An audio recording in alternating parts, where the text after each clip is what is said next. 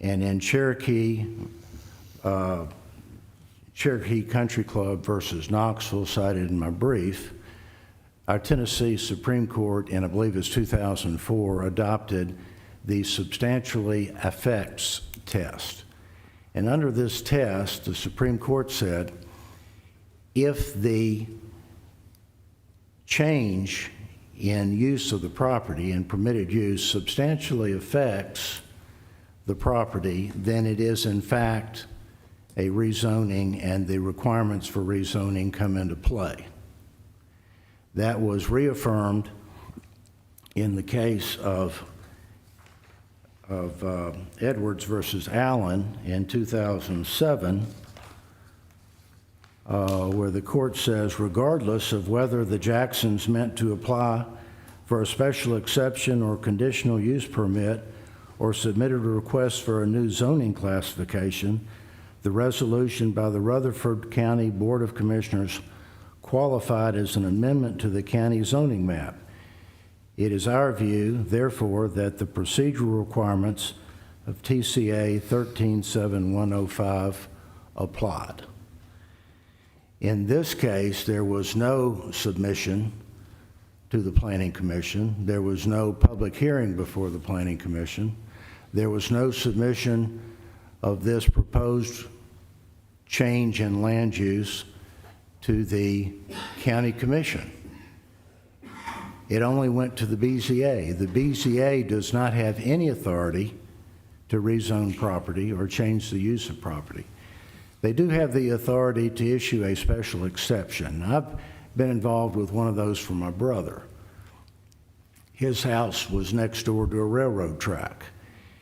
We asked for a special exception to allow him to build an 8-foot fence instead of an allowed 6-foot fence for additional sight and sound protection. That's a special exception. That's not a zoning. I was not asking the court to allow him to change his property from a rural classification to a chicken processing plant. If the theory adopted by Fayette County was to survive, all that need be done on a controversial kind of rezoning is simply pass a provision in your code that calls it a special use and put it off on the Board of Zoning Appeals.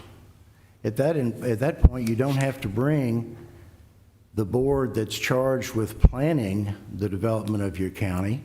You don't have to bring in the public to have a public hearing, and you don't have to submit it to the members of the Board of Commission who actually have to get reelected and run for office.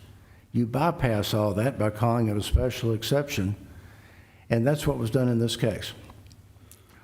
The second... Let me ask you, isn't there already a Fayette County ordinance that says that a solar farm can be placed in an area designated as rural? In addition, there's also a state statute that says that areas designated as rural can be used for other purposes so long as they're not high density industrial or commercial or real estate. So hasn't all of that already happened, Mr. Winchester? And this is exactly what the county says it is approval of a special use privilege. That is what it's been called, yes, Your Honor. The resolution, Section 13, calls it a special use permit. But when you have a dramatic change that's substantial, and again, this is not me, this is the Supreme Court. When you have a dramatic change that substantially affects the use to which that property can be placed, then it is a rezoning, and all of the requirements for rezoning kick in. That did not happen here. I know you're talking about the Supreme Court, but what does the legislature say about what uses can take place in an area designated as rural? Okay, well, that's my second argument. The first one is that it's a rezoning and it's not authorized. The Board of Zoning Appeals doesn't get to do that. The second argument is the rural. designation, and it says TCA 658-106 says the county is to identify a territory that over the next 20 years is to be preserved as agricultural land, forest, recreational areas, wildlife management areas, or for uses other than high-density commercial, industrial, or residential development. And then TCA 658-107 says that after a growth plan is so approved, all land use decisions made by the legislative body and the municipality or county's planning commission shall be consistent with the growth plan. So the idea in the growth plan is that you carve out areas that are designed for annexation reserve areas. You have other areas for perhaps areas that might incorporate at some time, and then you have these other areas that are set aside and designated as rural for low density, recreation, outdoor, wildlife, and those kind of things.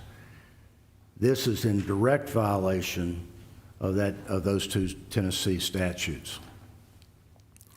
The next problem that I have, I'm sorry, did that answer? Well, I mean, It was my effort to answer that's it. your response to my That was my best effort at answering anyway, Your Honor. Okay. The third problem that I have is the enforcement.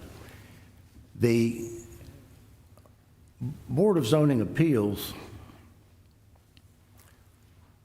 as one of their, quote, conditions, and I don't question that they can put conditions.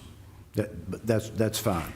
But one of their conditions, condition number 16, says that if they're violation of any of the conditions, then they can convene what I sarcastically refer to as a solar farm court.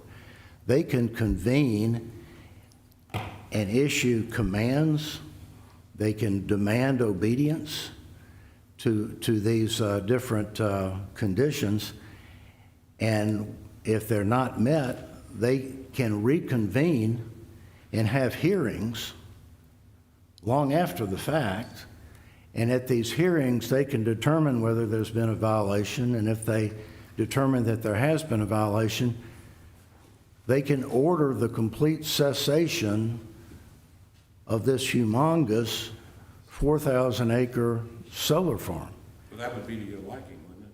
Pardon? That would be to your liking if they did that. No, not at all, because if it were challenged, the violators would simply say the BZA has no authority to do that. Let me ask, how do you get standing to even make that argument for your client? Because your client doesn't have any particularized loss or imminent danger because of these conditions. Well, they live proximate to this area, and it's a 4,000-acre facility.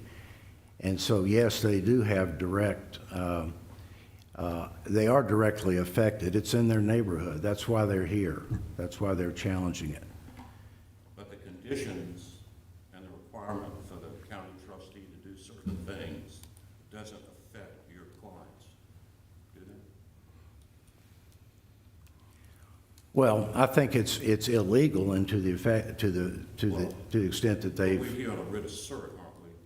yes, we are. Can you argue then about whether or not that's illegal on a writ of cert where you're challenging the grant of the special use request?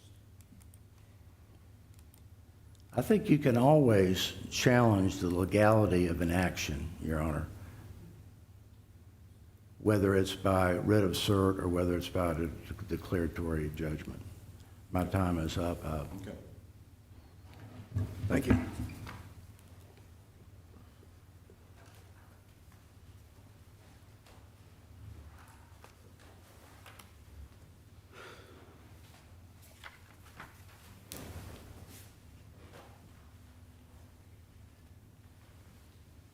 Judge Golden and I didn't realize how fortunate we were going to be to. That you would get to see me twice, That's Your right. Honor. Right. Maybe it's a blessing for me to a degree. I'd like to think of it that way. I do. and a hindrance to y'all Well, to a degree. I can say that we are very fortunate that we've had a day in between. Yes, sir.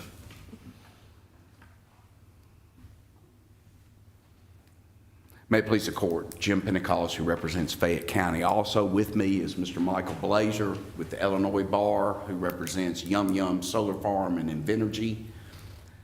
Glad to have you.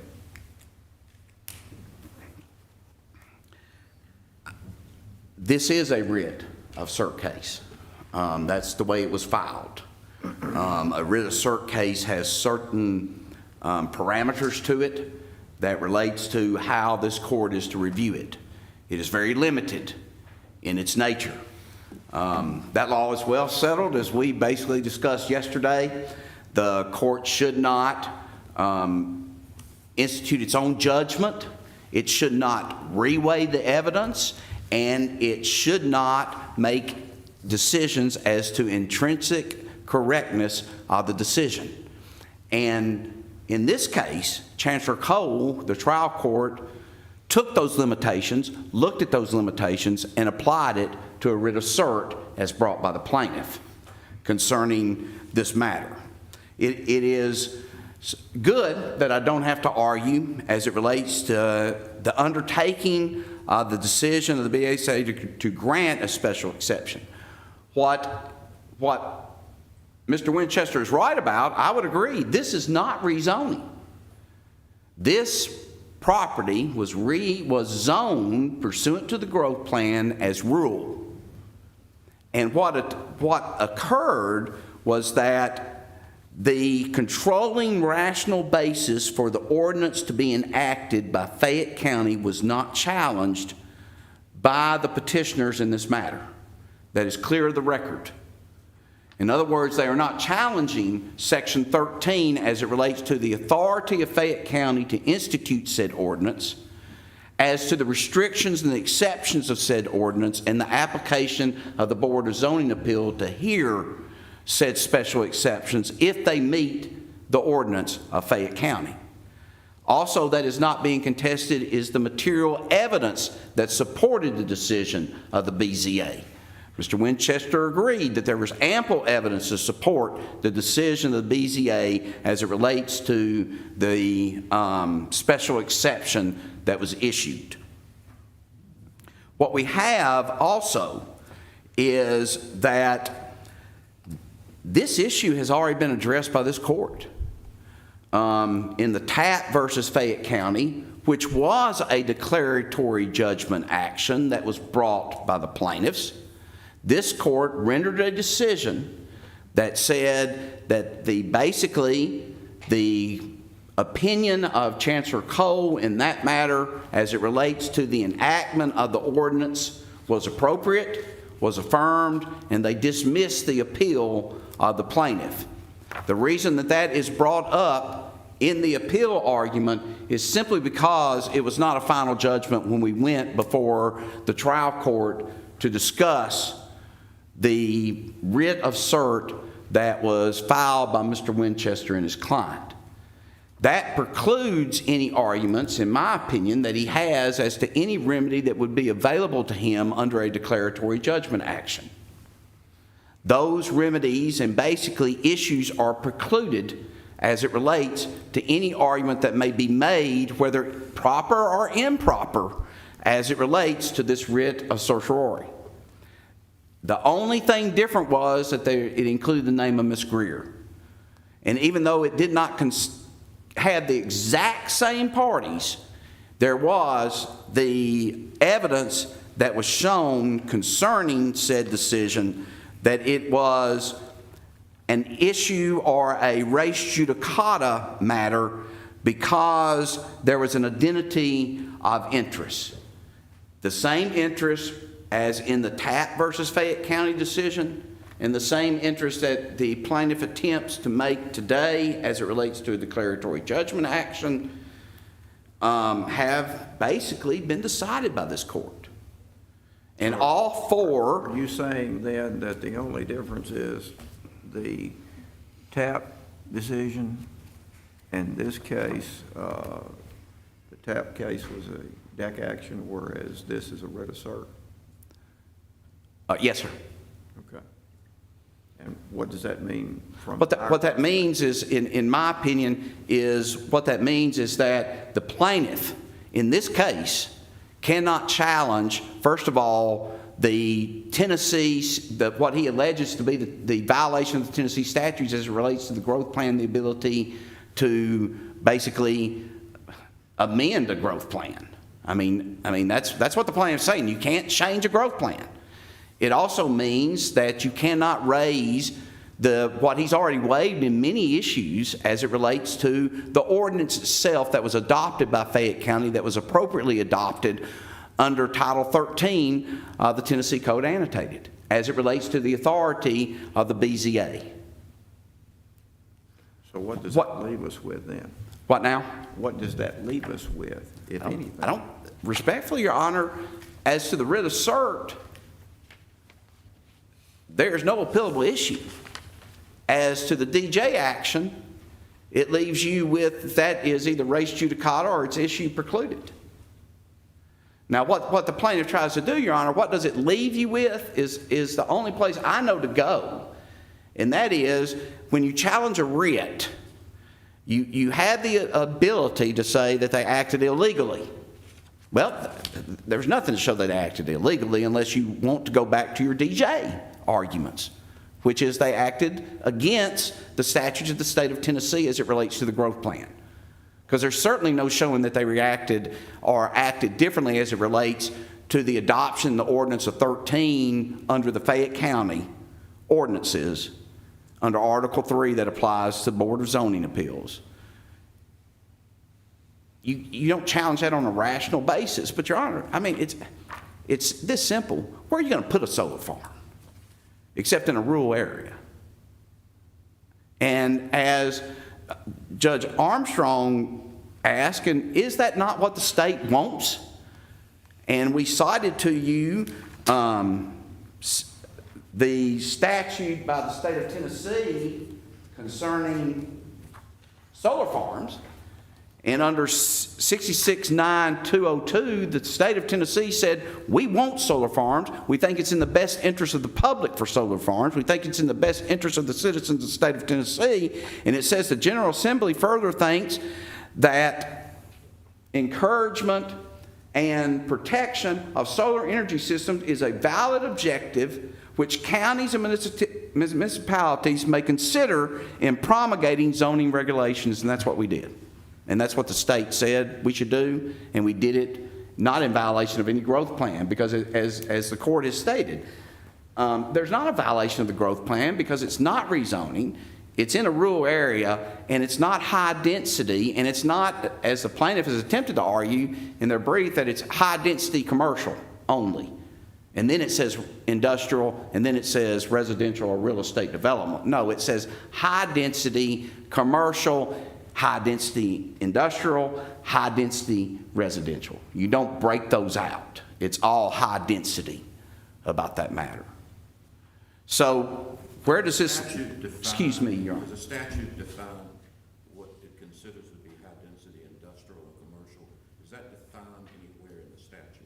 No, it is defined as it relates to what categories you can put them in under the three designations, but it is not specifically defined as to commercial or as to industrial or as to real estate. Now, the counties, under the growth plan, under the authority of the statutes, and under their authority as a municipality, can set certain parameters for that, Your Honor, and can define what is commercial or what is high density. In fact, the Ordinance 13 says it can be in rural or in urban areas if the municipality or whoever controls the urban area allows a solar farm. So it's not only just rural, but it doesn't violate the statute as it relates to rural. There's not any relief to be granted under the writ of cert. Even if you say that there was not res judicata, even if you say it was not issue preclusion as to TAP versus Fayette County, you still get to the same decision. And that decision is, this is a writ of cert matter.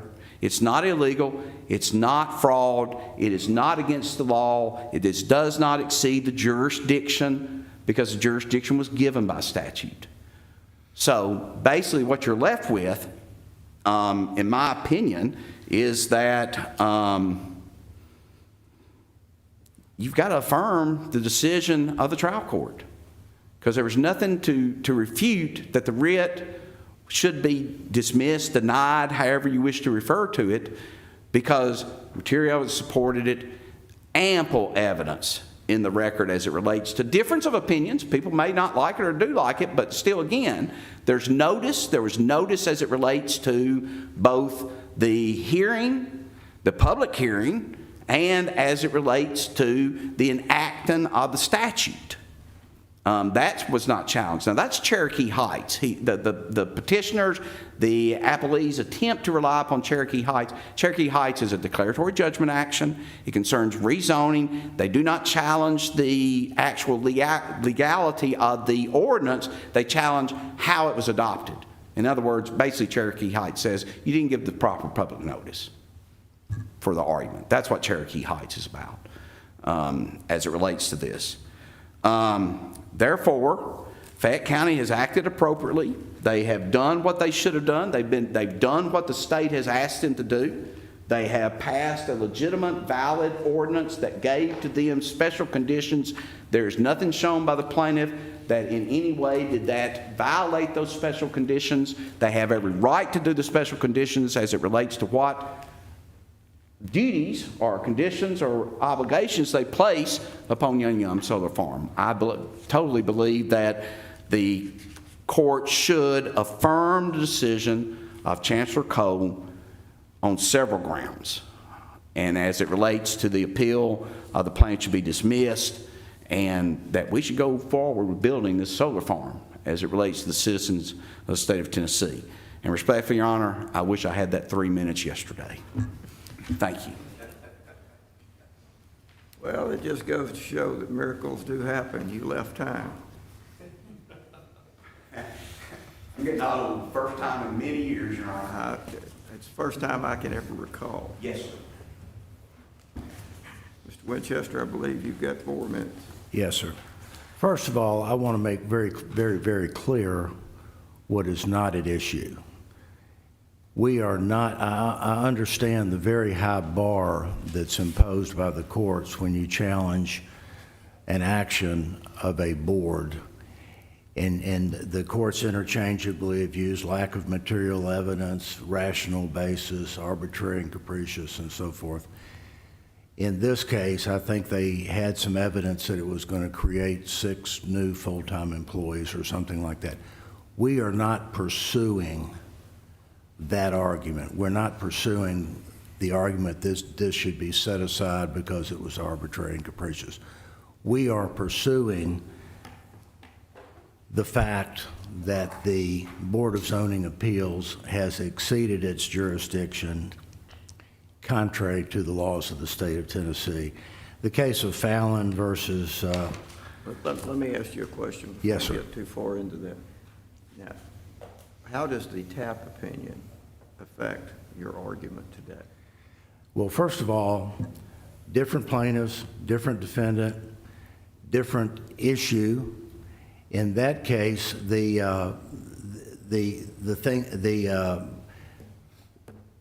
special use had not been approved, and no conditions had been imposed.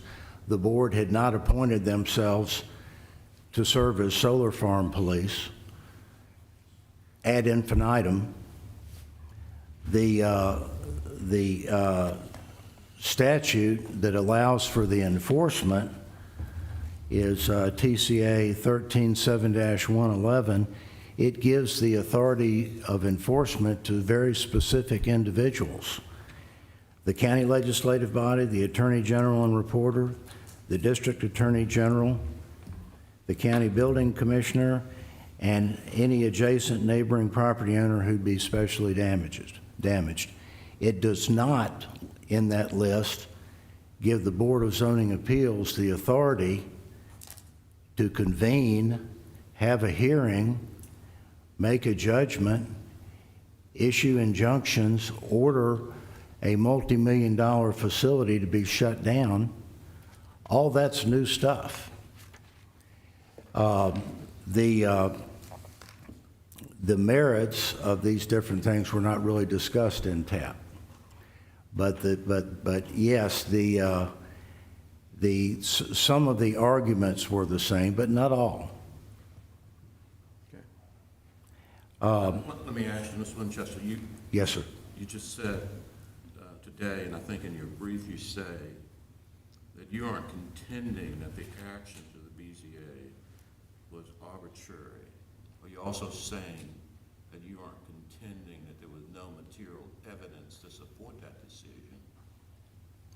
Rather, your argument is they didn't have authority to do what they did because you considered it to be rezoning.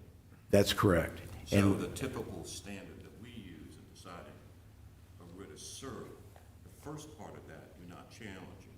You're just challenging whether what they did was unlawful because it violates zoning statute. That's correct.